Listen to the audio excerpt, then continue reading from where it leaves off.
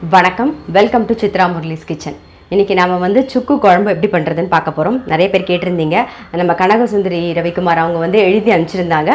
அவங்க மெத்தடில் சுக்கு குழம்பு எப்படி பண்ணுறது அப்படிங்கிறத தான் நம்ம இன்றைக்கி பார்க்க போகிறோம். அதுக்கு என்னென்ன வேணுங்கிறத சொல்கிறேன் பாருங்கள். நம்ம வந்து வறுத்துக்கிறதுக்கு வந்து 1 டீஸ்பூன் வந்து மிளகு, 2 டேபிள் ஸ்பூன் தனியா, ட்ரை ஜிஞ்சர் வந்து 1.5 இன்ச், இதுதாங்க அது ட்ரை ஜிஞ்சர் 1.5 இன்ச் எடுத்துகிட்டு அது சும்மா வறுத்துக்கிறதுக்காக பொடி பண்ணியிருக்கேன். அதுக்கப்புறம் வரமிளகா, இது ஒரு 10 வரமிளகா போட்டுக்கோங்க. காரம் வந்து உங்களுக்கு தகுந்த மாதிரி போட்டுக்கோங்க. கொஞ்சம் நெய் விட்டுக்கோங்க. இப்போ அடுப்பில் கடாய் வச்சுருக்கேன். கொஞ்சமாக நெய் விட்டுக்கோங்க. நெய் விட்டுண்டு இதெல்லாம் வறுத்து எடுத்துக்கலாம். நாம்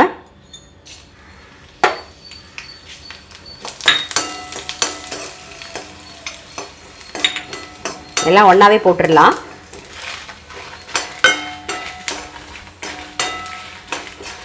பாருங்கள், நல்லா வறுபட்டுருது. இது ஆறுனதுக்கு அப்புறம் நம்ம வந்து நல்லா பேஸ்ட்டாக அரைச்சி எடுத்துக்கலாம்.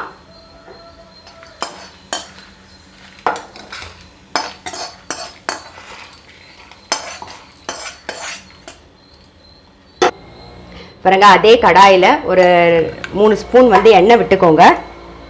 என்னென்ன வதக்க போகிறோங்கிறத சொல்கிறேன்.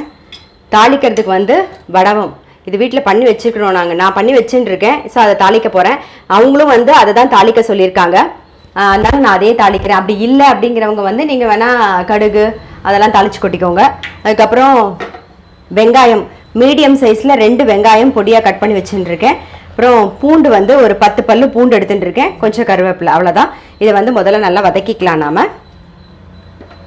இப்போ தாளிச்சிடலாம். நாம் வடவம்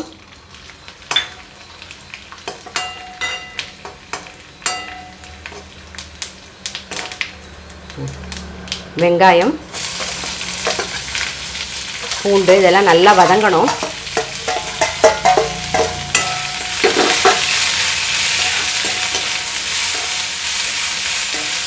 இந்த பாருங்கள், இப்போ நல்லா அரைச்சிட்டோம் பேஸ்ட்டாக. இப்போ வந்து புளி தண்ணி வந்து ஒரு லெமன் சைஸ் அளவு புளி வந்து நான் கரைச்சி ரெடி பண்ணி வச்சுருக்கேன். இதுலேயே என்ன பண்ண போகிறோன்னா, இந்த இப்போ அரைச்ச பேஸ்ட்டு அதை போட்டுக்கோங்க. அதுக்கப்புறம் இதெல்லாம் தண்ணி விட்டு அலம்பி போட்டுடலாம். அப்புறம் கொஞ்சம் மஞ்சள் பொடி, அப்புறம் இதுக்கு தேவையான உப்பு எல்லாத்தையும் போட்டு நல்லா கரைச்சிட்டு இந்த வெங்காயம்லாம் வதங்கினதுக்கு அப்புறமா அதில் ஊற்ற போகிறோம்.